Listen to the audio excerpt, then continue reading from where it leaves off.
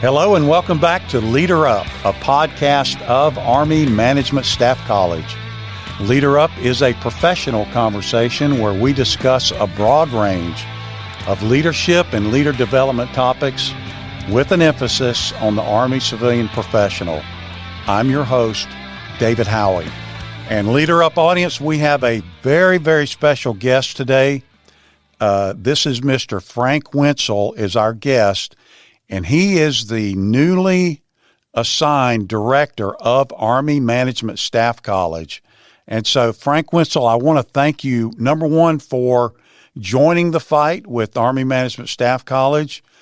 Number two, for being with us today on Leader Up to talk about Army Management Staff College and the civilian education system. So thank you for being with us today. David, I appreciate having the opportunity, and I also appreciate the welcome. To hear you state that, I'm kind of overwhelmed to think that I get to be part of this team that I've been able to observe.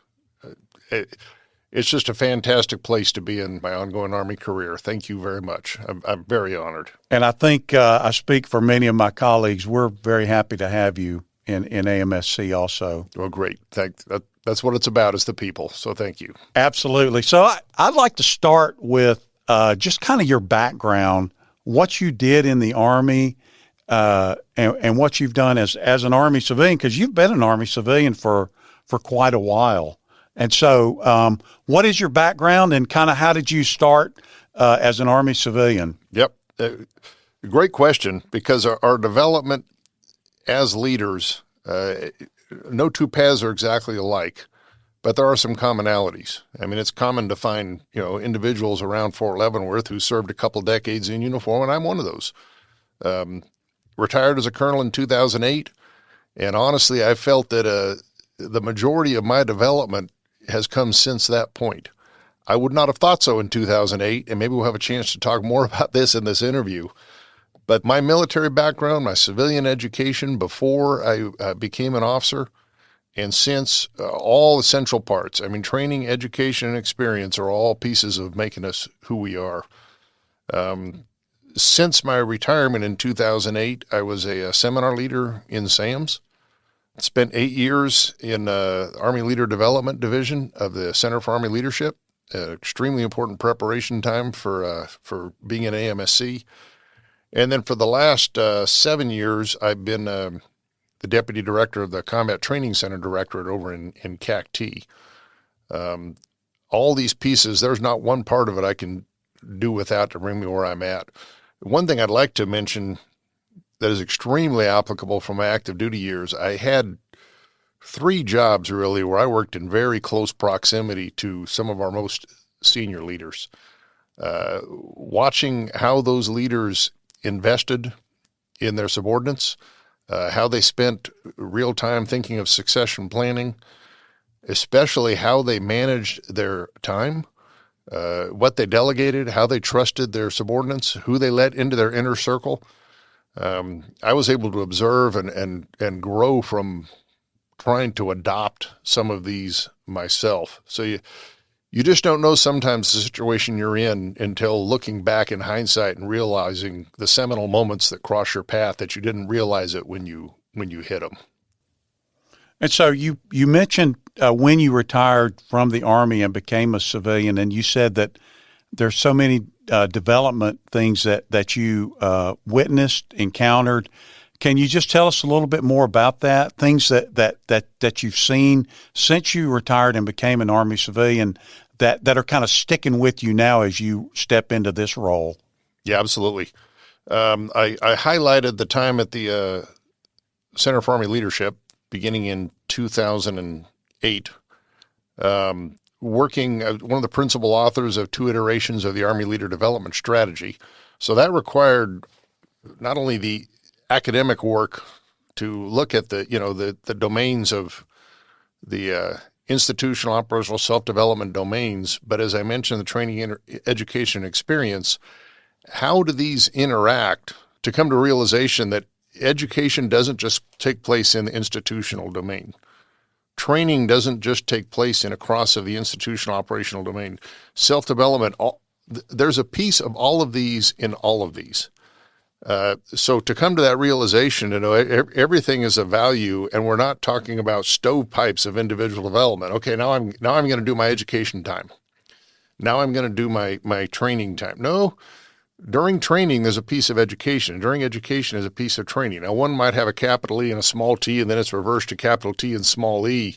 But all three play during the various times we're spending during our careers in the various domains. And now working in the institutional domain, in an educational institution, I'd be remiss to think training is not a part of this, because like when we're educating supervisors, training and management are part of the education. And if we stovepipe these things, we're making a mistake. And when they get back to the real point of application in their ongoing careers, we've done a disservice. So coming to that realization, as well as learning how to work through the Army system, these are documents that are signed by the Secretary of the Army and the Chief of Staff of the Army. So having to learn the mechanics of how to work through the Army's systems has proven extremely valuable. Very few people love that aspect of the job, but as leaders, we can't do without an understanding. So in CTCD, it was interesting to go from the purely institutional domain back to the training domain in a support fashion and be able to apply a lot of what I've learned. And then again, find out my development just continued as I approached the time where I'm coming back here to AMSC. So all is of value, all is applicable. The training, theory, the experience all come to bear. And so this next question is going to be both for kind of the external audience, the Army civilian professionals out there, but also for the internal audience, folks in Army Management Staff College who maybe haven't interacted with you directly, because you're our leader. What is your leadership philosophy? Yeah, this is a very important question, and I'm glad to have the chance to speak on it for just a moment. I very much prefer building a consensus. I mean, I just talked about the experiences and the training and the education that I know has made me who I am. Well, we've got currently 95 plus or minus folks in AMSC who all bring their own kit bag of valuable training, education, and experience. So for any of us, including me, to think like I know this, I could do this. Number one, I probably don't understand each individual scenario as well as I think I should before making a decision. Number two is I have the responsibility now to develop those subordinates in ways that I can bring something to the table just as I recognize they do. So it's an opportunity for development, it's an opportunity for leadership, it's an opportunity for evaluation. All these things happen in the normal day-to-day decision-making points that we have approaching. So what I want is an environment of trust. Folks know they can be heard. They know their input is valued and desired. And on the other hand, I know that, okay, we're going to have to choose, and I'm sorry, but we're going to do it this way, to know that they are going to execute wholeheartedly, want to be heard. Those kind of things are going to happen. So with that goes an open door. I'm open to hear from anybody anytime. And I really make it a habit when someone walks into my office and I'm in the middle of working on something, okay, this individual took the time to walk down and wants to talk to me about it. I can put down the pencil, put down the email, lean back, and Frank, what's on your mind? And just have that conversation. And the respect of time is extremely important both ways. And I found it's extremely effective to not just be too preoccupied and shut people out. So I believe in giving individuals the benefit of the doubt. I think everybody wants to succeed and do the right thing in every situation. I also think that as a coworker, I have the responsibility to let folks know if I'm concerned. If somebody's doing what they think is the right thing and I'm feeling that's not what we needed to do, I just need to tell them. Had it happen last week on something I assumed I had told the team we were going to do, but I realized I'd never said it. It was just an assumption on my part, and almost had a minor thing over that. But so I just need to be aware of letting folks know if I'm not seeing what I thought we'd agreed to. Just have to say it. I'm a real believer in face-to-face counseling. No kidding. Not just signing a debt map or a piece of paper, but what I really like is for those irate, we're going to go over and grab a cup of coffee and sit down out of the office and spend an hour.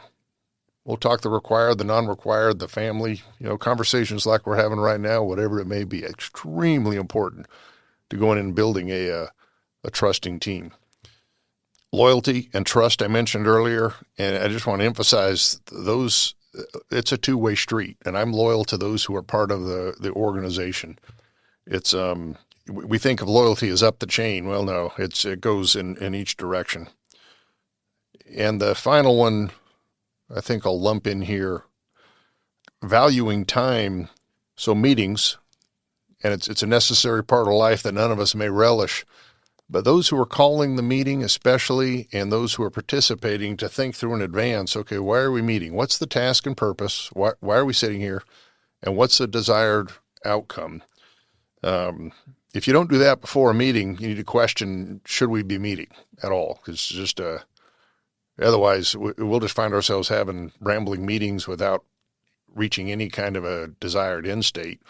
I'm not talking about just a chat in the hallway. I'm saying it's a formal meeting set for 2:00 and all the right people are going to come. Well, if we can't say why, I need to back off and get my act together before I burn up everybody's time. And related to that is the importance of meeting suspenses. Somebody's waiting on whatever it is that we have to submit, whether it's to hire or to appear or whatever. And I take that seriously. I get things to sign every single day, and items I need to look at. I don't want to go home before the end of the day without returning it, because somebody is waiting for that to be able to complete their job and meet someone else. It's a chain reaction. But if for some reason I can't, I need time, I got to sleep on it, I need to think on this thing, I want to let the individual know. It's going to take me 48 hours. I have to absorb this. I don't understand or whatever. I have questions. But again, it goes back to the two-way street kind of thinking on mutual respect of each other's time. I really like that point that you made, and you put it in this document that you sent out to us in Army Management Staff College. You give us the benefit of the doubt that we're doing the right things, and if you have an issue or a concern, you'll let us know. So it's drive on and do what you think is right. If I got an issue, I'll talk to you about it. If you don't hear from me, keep going, keep doing the right thing. David, that is so right. And I like the way you express that, because that is absolutely true. I want people to realize they have the ability to get the job done. Know what right looks like, understand the broad intent. What I found over the years is if the more prescriptive you get as a leader, your subordinates are going to do what you say. They are. Folks are going to execute. But the more prescriptive you get, and you give a laundry list of 17 things they need to do, they will accomplish those 17 things. Now, trouble is, I as the leader don't know items 18 through 50 that I should have included. That individual knows what they are, but folks get so tied in on doing the things that I said the individuals must do versus an understanding of an intent, a shared understanding. Outcomes are defined. You apply all that you know to figure out how to get there. Oh boy, the exponential growth in mission accomplishment understates it, because oftentimes there's an application of excellence that far exceeds what you thought was even possible as a leader, if you unleash people and they understand what they're supposed to do and can just have the freedom to do it. And you mentioned if I have a concern, I'll get back to them. Sometimes, and I may have mentioned this earlier, I find I have to go back and reflect myself. Was I clear in my guidance? Maybe the way they're doing it makes more sense than what I was thinking. So oftentimes I'll do a little period of self-reflection before I say anything, because sure enough, folks want to do what's right. And that includes what the boss says. So sometimes it's worth saying, well, does the boss need to say anything at this point? Maybe this is working in the right way. Right. And sometimes we hear this. I used to hear this alluded to when I was especially in uniform, quote unquote, why did you do that? That's what you told us to do. yes, I know it's what I said, but it's not what I meant. That's it. And then you have to go back and adjudicate something else because it's that being over prescriptive. Yep. And that's a basic mission command philosophy, is it not? Do you? Yeah, absolutely. Yeah, that is exactly what it is. And being overly prescriptive and micromanaging are two cousins in the same family that often go together. And when I catch myself doing that, I'm embarrassed. And I've gone to people and apologized and said, you weren't doing it the way I thought, and I misinterpreted that as wrong. And it's not, because I can now see that you're marching on and actually accomplishing 4 of the objectives I had in mind when I was focusing on this one, because they understand, like mission command, they understood the intent and are clearly moving the right way. Just have to unleash them and let it go. Your career with the Army, you got commissioned when? And one more time? Commissioned in 87. Had to do some quick math. Okay. And so during that time, how have you seen the role of Army civilians change? Yeah. And what will the future be for Army civilians? Great question. Now, I'll confess, as a infantry second lieutenant, my only brushing with Army civilians is when we needed to draw something to go to the field or deploy. Very, very, very, very little. But however, as rank and responsibilities grew and started to interface more with civilians, I realized, well, it's much broader than I encountered. I saw a tremendous change as the GWAT hit, and more positions that were specifically green suit. Now, the job that I am in right now as director of AMSC was a colonel. Right. And when I came into the Army, okay, this is among a long laundry list of positions that transitioned from green suit to civilian for a myriad of reasons, all right and correct, that have transformed the ACPs from being managers and executors and administrators, all still extraordinarily important to the operating and functioning of our Army, but also throwing in far more as leaders, senior leaders, with a needing necessary leadership skills in order to execute those missions. I think it's swung far more that way throughout the course of my career. Now, again, I'll say tainted by the fact that, when you're down as a platoon leader with a limited scope compared to when you're a colonel with a bigger one, and now as, through the GS ranks, different perspectives influenced what I think I was seeing. But it's been backed up by as I've done research as well. Great question. And so Army Management Staff College is the proponent for the civilian education system. And so people out there who are in the Army Civilian Corps, they look to us for the civilian education system, the classes that we teach, and all of the other guidance and advice that we might give them. So here we are in 2023, and what is your vision for what the future of Army Management Staff College and the civilian education system? What should our future look like? What is your vision for where we should be, where we need to be in the coming years? Yeah, this was actually on my mind before I even had an inkling that I would be part of the AMSC team. What we need is that the AMSC experience, civilian education experience, is a sought after and essential part of meeting the current and future needs of the Army on an individual basis, so that that GS-11 aspiring to enter management and supervisory roles leader, as well as the Colonel GS-15 SES, both looking inward saying, we need to get our people into CES. It is value added to the Army, and I want to be able to quantify that and show that. And we're working on various modes of research to be able to show data supporting what we intuitively know is correct. I spend time every week, make a point of it, of getting into seminars, whether it's virtual, live, Blackboard. I am so encouraged when that happens. You know, part of a position like this, you spend a lot of time in meetings and talking budget requirements and out years and numbers matching up. That's just absolutely essential and things that, you know, I have to do.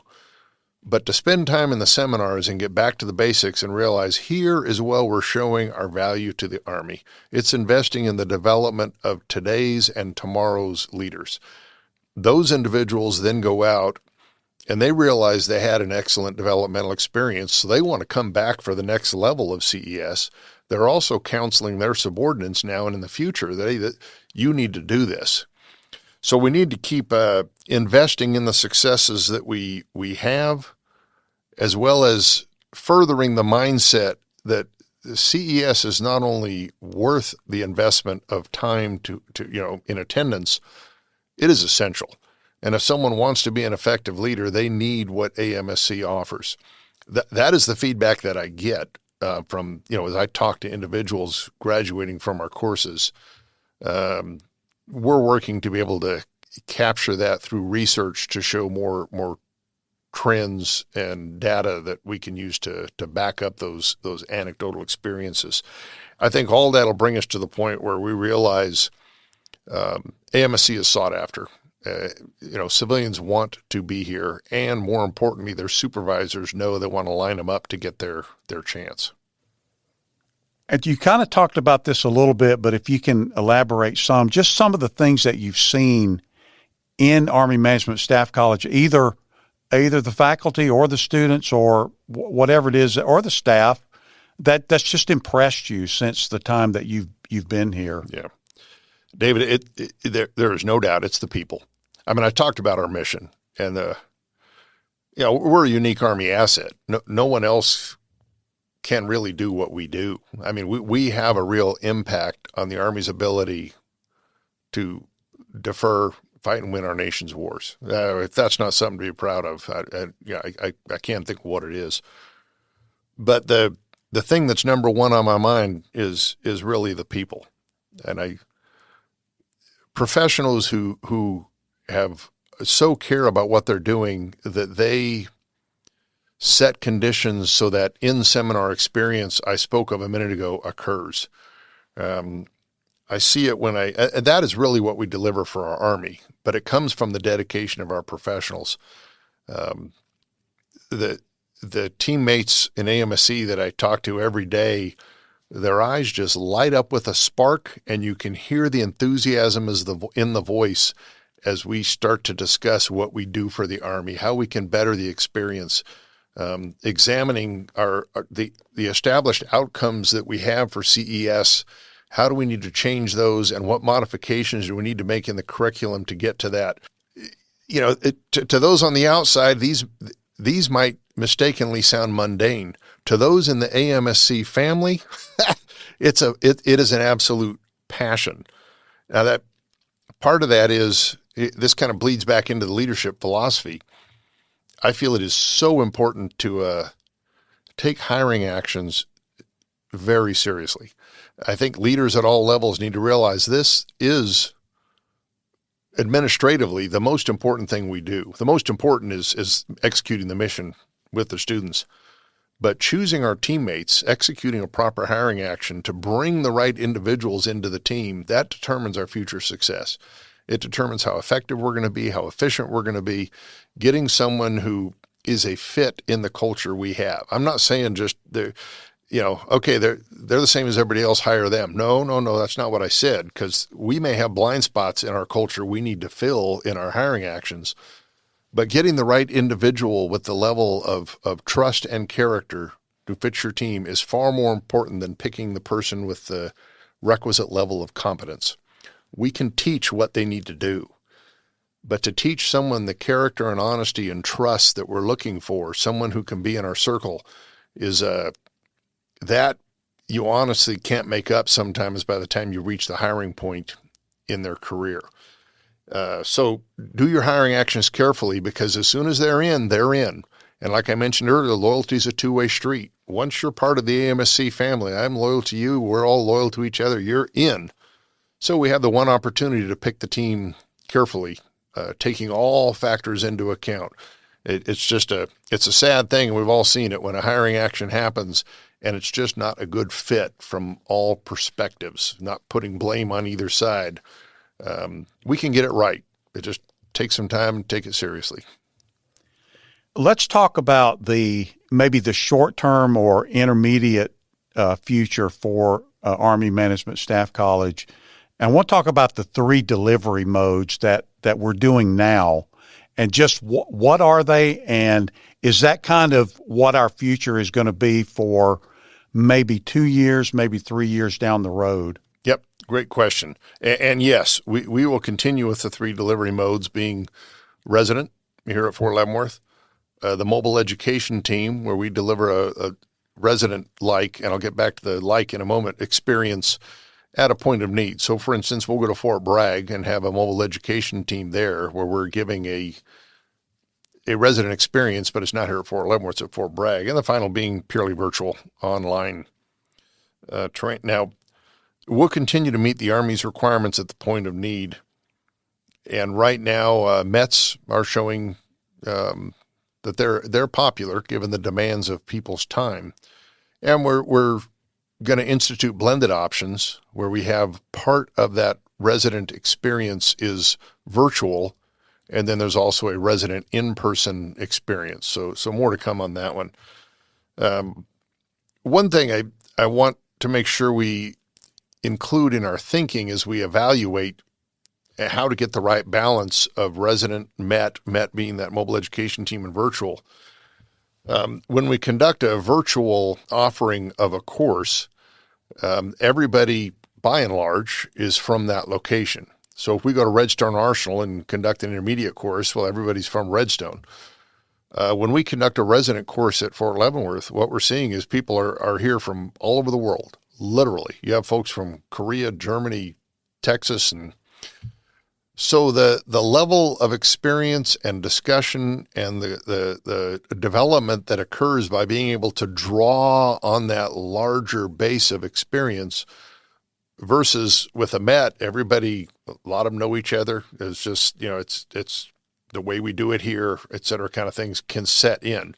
So it's just something to consider among one of many considerations on what is best for our Army as we continue down the road and evaluate our balance.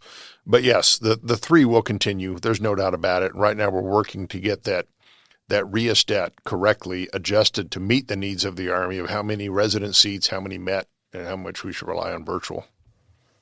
And I agree completely that teaching a MET is completely different from teaching a seminar here at Fort Leavenworth. I've seen it. And sometimes because people are in a seminar with others from their installation, there's a little reluctance.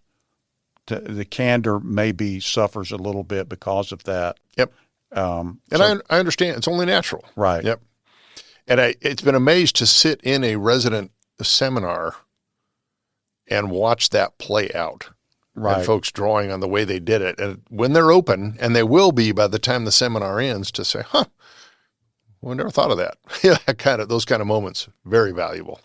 The other thing that can happen at a MET that surprised me is kind of this internecine fighting that we're not aware of when we go in. These 3 students were at each other's throats the first week of a MET that I was doing. Come to find out, 2 of them worked for the engineers, and the third one was the pool manager, and they didn't get his pool opened, and so they're fighting the whole time.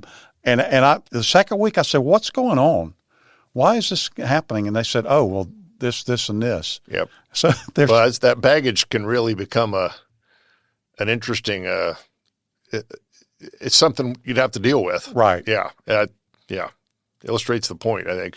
And we want to provide options for the members of the Army Civilian Corps out there so that regardless of their lifestyle or job, they have some way to get their CES done regardless. David, you're right, and we always will, because we know there are folks who just can't get away for a variety of reasons. You met them personally. Somebody may own a hog farm, and somebody's going to feed the pigs in the evening, and that's right. part of his He took the job and this is part of his life, no travel. Well, okay, he needs the opportunity as well. Yeah, the three modalities will always be part of our offerings.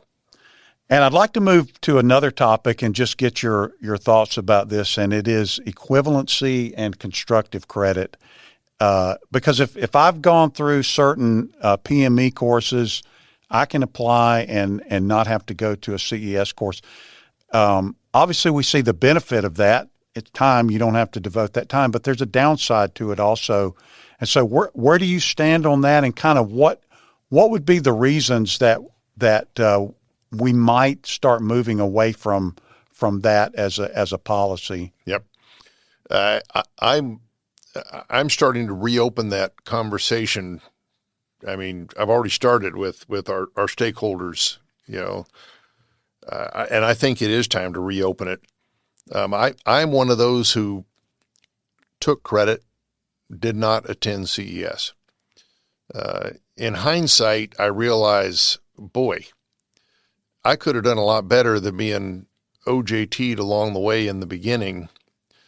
I've also come to another realization, and I'm not saying that now, after 15 years as an ACP, it would be a wise investment of the Army's time to send me now to a course. So, if someone's out there and they've been 15 years as a ACP, well, the OJT, the tough part is done. The investment's made. I'm saying I should have done it in 2008 when I first became an ACP supervisor. And there's a number of sides to it. One side is, I understand, and I was there saying, I'm a leader. I'm brigade. I've worked at these levels. What I overlooked though, as part of that, but recognizing in hindsight, there were holes in my development that I didn't know weren't there. I had blind spots. Merit system principles. I could go through a laundry list of things and arguably supervisor development education will fill in some of that. There's also another aspect to this is the students in the seminar could really benefit from the prior service individuals' presence in that seminar. I can't tell you how many times, students in a seminar when I've been sitting in, man, I wish my boss could really benefit from this. Well, come to find out by talking in the break, their boss may have been a, retired lieutenant colonel who started as a GS-12, is now a 14 and never had to do CES. So the element of the Army investing by having individuals who are prior service, because there are a lot of us, but to say they never do CES, well, we've taken a large part of necessary educational experience out of the CES seminar. If it's only people who are 100% civilian background or something that didn't garner credit, we're lacking.